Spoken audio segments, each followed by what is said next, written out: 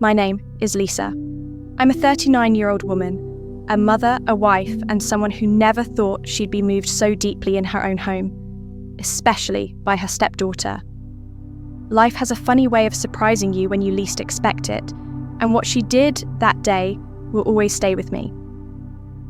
I married Daniel 7 years ago. At the time, he was a widower hour, raising a quiet, observant 11-year-old girl named Maya. I knew coming into an already formed family wouldn't be easy. Maya was respectful, always polite, but she kept a careful distance. I didn't push. I never tried to make her call me mom or force a close bond. I just tried to be present, consistent and kind with time. Our household found its rhythm. Early school mornings, weekend night dinners, lazy weekends, and holidays that slowly started to feel like traditions. But still, Maya always called me Rachel, never Mom. And I respected that.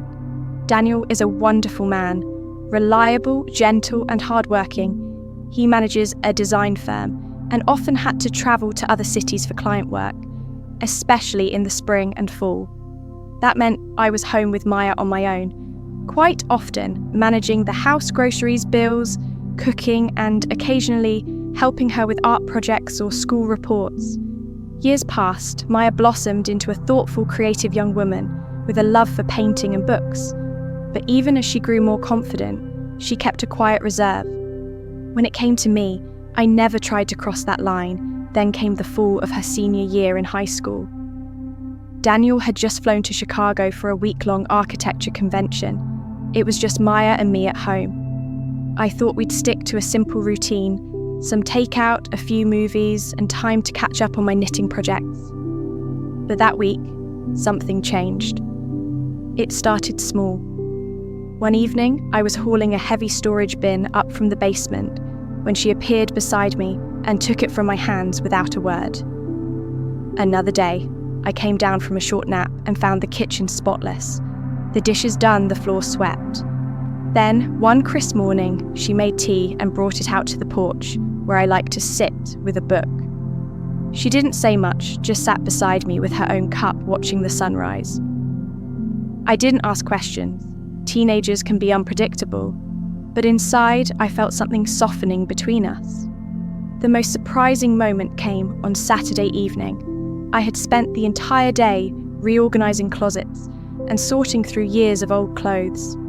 I was exhausted, sweaty, messy-haired, and covered in dust. I dropped onto the living room couch and was about to order some Thai food when Maya came in holding a paper bag.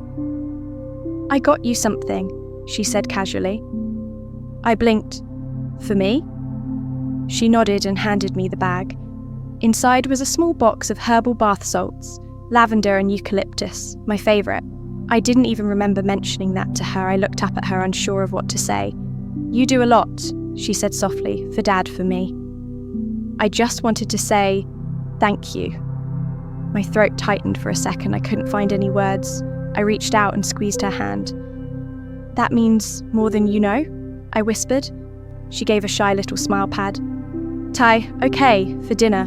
"Perfect," I replied. That evening we ate on the floor with a movie playing in the background and shared stories about school books and favourite childhood memories. It was the first time I felt like we weren't just coexisting. We were connecting, we were becoming family. The next morning, I woke up to the smell of cinnamon toast. Maya had made breakfast eggs toast and freshly sliced apples just the way I used to serve them when she was younger. There was a small note by my plate. "Hope you like it. Thanks for everything." Daniel returned a few days later, and when I told him what had happened, he teared up. "She sees you now," he said, "for who you are. You've made a bigger difference than you realised from then on. Things were different in the best way." Maya and I shared afternoon walks through the park, coffee shop visits, and long talks about life, college plans, and art school dreams when she got accepted into a university across the state. I helped her pack on the morning of her departure. She hugged me tighter than she ever had before. "You're not just Rachel," she said, her voice quiet. "You've been like a real mom to me, thank you." I couldn't speak. I just held her and nodded.